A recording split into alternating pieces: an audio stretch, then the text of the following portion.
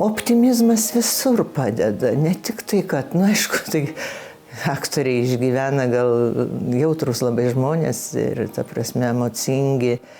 Tokia jau profesija, kad turi viską sugerti, o paskui iš savęs kažką tai per personažą išsakyti. Bet jeigu neturėtum optimizmo, taigi buvo visokių ir šitiek metų išdirbus ir jau buvau, kaip jau sakant, ir pažįstama, ir mylima, ir staiga netekau darbo, likau su 15 000 talonų, reikėjo kažkaip tai. Vėlgi atsirado gerų žmonių, vėl sukūrėm, pakvietė į Vaidilą, vėl susikūrėm savo Vaidilos teatrą ir taip visą laiką tikėjau, kad ne, čia ne viskas, aš grįšiu į savo teatrą, nes aš plytas nešiojau, kai statė tą teatrą. Žodžiu, taip ir atsitiko. Ačiū Dievui, kažkaip nesusirgau žvaigždžių liga. Tikrai ne. Čia aš dėkinga savo mamytei daugiausia, nes jis su mumis praleido daugiausia laiko, tėvelis darbuose, bet ir jis taip pat. Tai ateina močiutė ir aš išgirdau, reiškia, einu tokia aš jau čia graži.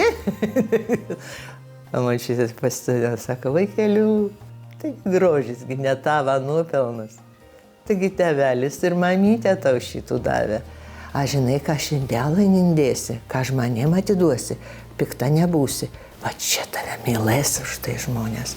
Kažkaip va šito palaiminimu ir gyvenau. Ir iš tikrųjų tai nuostabu, kai tu esi sukaupęs tiek meilės ir ją gali išdalinti.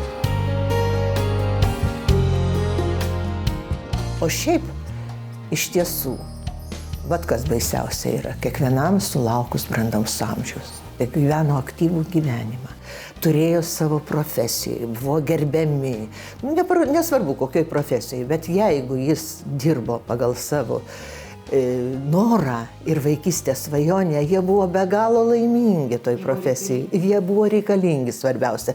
Ir staiga stop, pensija. Gerai, pasidžiaugsim, atliksim kažkokius darbus, vieną savaitę, kitą, o trečią. Tai va čia būtinai reikia surasti kažkokią motyvaciją. Žinot, tai rūtina, tai yra turbūt pamoka, kai viskas labai lengvai.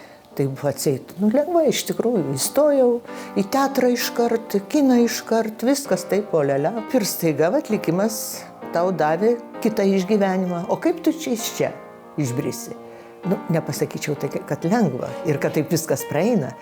Kiek tu sakytum, kiek optimizmo, bet kai lieki vienas su savo tą nuoskaudą baise ar kažkuo, tai reikia išgyventi. Reikia išgyventi ir turėti motyvaciją. O su kiekvienais metais man jaunėja visi. Oi, ten pasako 70 metų, taigi jaunuolis dar.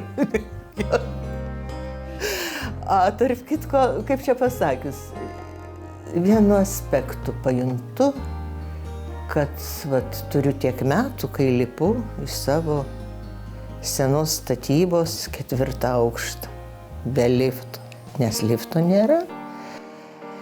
Tai va čia ir ant tam tikro pakopos, ko norėt, taip turi būti.